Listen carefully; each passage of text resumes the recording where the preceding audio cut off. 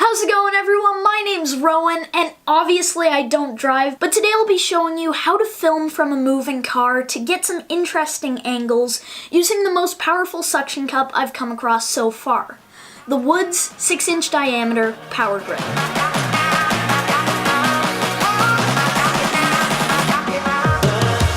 So this suction cup is amazing, and I first came across Woods Powr-Grip suction cups when I was being interviewed by CTV News last year. The cameraman had one and he showed me how it even worked on drywall.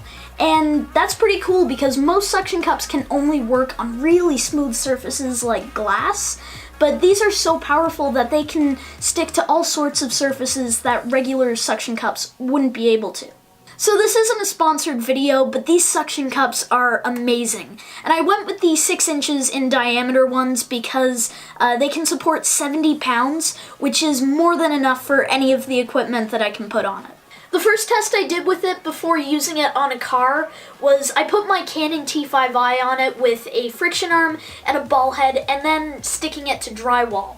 And I ended up taking my dog for a walk, and when I came back after like half an hour, it was still there.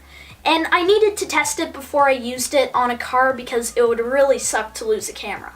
So my Iceland trip is approaching quickly, and I've been starting to think of what shots I'd like to get on my trip. This is going to be the coolest piece of equipment to have on the trip because we're going to be doing so much driving and the landscapes there are so vast and beautiful, and I think it would be really cool to capture some interesting and different angles as we go through such beautiful places.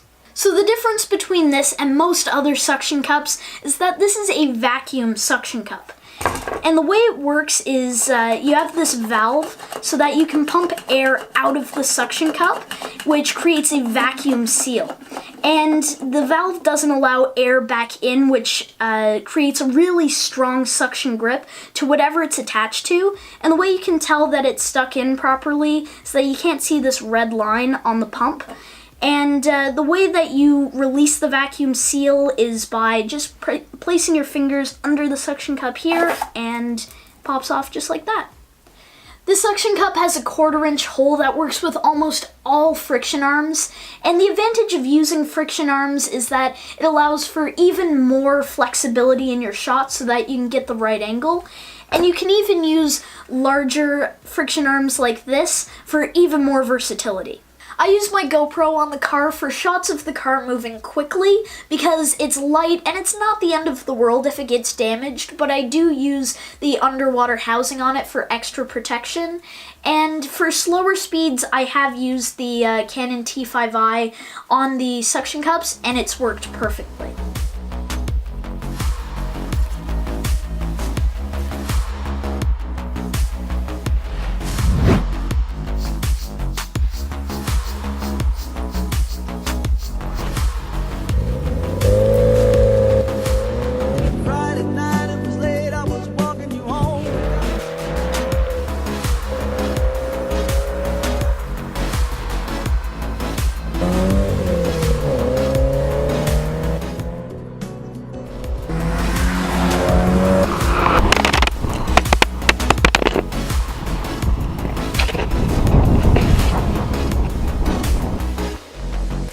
So no GoPros were harmed in the making of this video. We did hit a GoPro with the car, but it was an accident and it had nothing to do with the suction cups. We had the GoPro on a tripod and we were trying to get a shot of the car zooming over the GoPro, but it didn't end up working out because we miscalculated the height of the car and the height of the GoPro.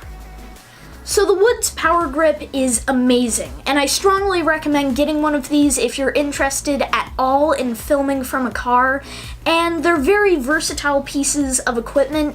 Like I showed you earlier, you can stick them to drywall, and if you don't have a tripod and there's a wall nearby, you can stick one of the Woods Powr-Grips to the wall and use it as kind of an alternative for a tripod. So there's so many different uses, and you can get yourself a Woods Powr-Grip for $50 US, but after shipping, it's about $70 US, and it's not cheap, but I strongly recommend not skimping when you're getting one of these suction cups because it'll save your camera. Thank you guys so much for watching this video. I'll put a link in the description for where you can get a Woods Powr-Grip suction cup. And if you're watching this video the day it comes out, May 28th, then make sure to visit me on my live stream later tonight at 6 p.m. Eastern Time. And guys, thank you so much for watching this video, and I'll see you next time.